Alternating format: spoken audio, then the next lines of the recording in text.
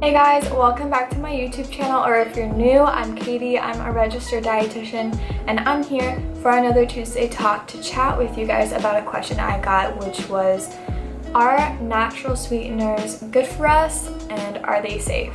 And these are sweeteners like maple syrup, agave nectar, and stevia. But before I get into it, if you haven't yet already hit that subscribe button, go ahead and do that so that you don't miss out on future videos. First, with this topic, it's really important to understand carbohydrates and that we have two main big categories for them. We have our simple carbohydrates and we have complex carbohydrates. Our sugars fall under our simple carbohydrates category. And within the category of sugars alone, we have many different types of sugars. We have sugars that come in fruits naturally. We have sugars in maple syrup or agave nectar. We have table sugar. We have artificial sweeteners. There are so many different kinds. So on the topic of artificial sweeteners, the FDA has deemed 8 artificial sweeteners as safe in foods in the quantities that we consume them in. So these are artificial sweeteners like aspartame, saccharin, monk fruit, stevia, neotame. You've probably heard of these words before, and the FDA has looked at the research and has deemed that these artificial sweeteners are safe in the quantities that we eat them. All of these sweeteners are safe, and another thing they have in common is that they are also called non-nutritive sweeteners. And this means that these sweeteners do not provide us with any calories or any energy. On the other hand, we have nutritive sweeteners, and these are sweeteners like maple syrup or agave nectar, table sugar, that will provide us with some sort of calorie or energy.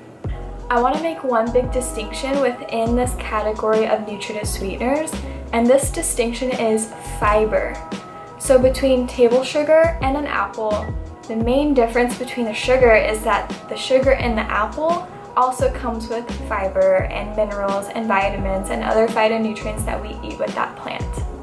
Our maple syrup and agave nectars do have a handful of vitamins and minerals, but they still lack that really crucial fiber. And fiber is really critical for our gut health, for healthy bowel movements. You get the picture.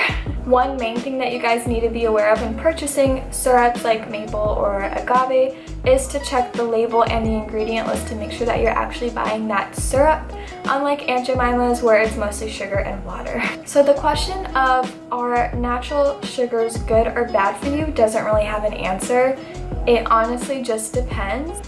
They're definitely not going to hurt you if you eat them, but we do have to be mindful of the quantities of added sugars that we are eating. And just to give you an example of added sugar, let's say I'm making a bowl of oatmeal, just plain oatmeal cooked in water, and I wanted to add a little bit of something to it to change the taste, and I add in either brown sugar or maple syrup. That is an added sugar because these sugars were not already naturally occurring within the oatmeal. And this is what we really need to keep an eye out for, and it is recommended that for men, they keep their added sugar intake below 37 grams per day, and for women to keep their intake of added sugars below 25 grams per day.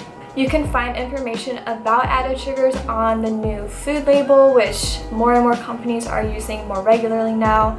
You sometimes will see old labels, but on the new label, under total carbohydrates, you will see a new category for added sugar. Always be sure to check this out and see how that food is playing a role in your day as a whole. Something I want to talk about is when I see people doing sugar detoxes, either a 7-day detox or a 30-day detox. There's definitely pros and cons. I think the biggest pro to these is that people will get a better idea of where added sugars are hidden in their diet, and they become more aware of these foods when they necessarily didn't have that before. Also, during these periods of times, maybe you're gravitating more to plant foods, more nutrient-dense options. You're feeling really good because you're eating more fruits and vegetables. But unfortunately, after the week is over or the month is over and we have that bite of a sugar cookie and we remember sweetness and what we were missing out on, and we just go back to square one because we end up indulging a little bit more than we had wanted to. So instead of doing a complete sugar detox or whatever it may be, I would recommend to you to first keep an eye out on what foods you're eating with added sugar and to try getting down to those recommendations I mentioned earlier. So 37 grams for men and 25 grams for women. Instead of trying to cut it out cold turkey, just get it down to those recommendations first. And I say it a million times, but I firmly believe that all foods have a role in our healthy diet because our diets and our eating patterns are cumulative. And I've said this before, and I teach my clients my 5 pillars to eating a healthy diet, and one of these pillars is adequacy. Our food choices as a whole, they need to be adequate in energy for our bodies, and vitamins and minerals, and fiber, fluids. And sure, some foods are more nutrient dense than others. They can help us reach these goals a little bit better than others, but there is plenty of room for variety in the foods that we enjoy and that we want to have in our lifestyle to make us happy. So I hope this video helped clear the air on whether these sugars are good or bad. We simply just have to be mindful of how much we are eating regularly, but they aren't detrimental to our health. And if you guys have any topics you'd like me to cover in the future, or if you have any questions about what I'm talking about today, please don't hesitate to leave that in the comments below, and I'll see you in my next video.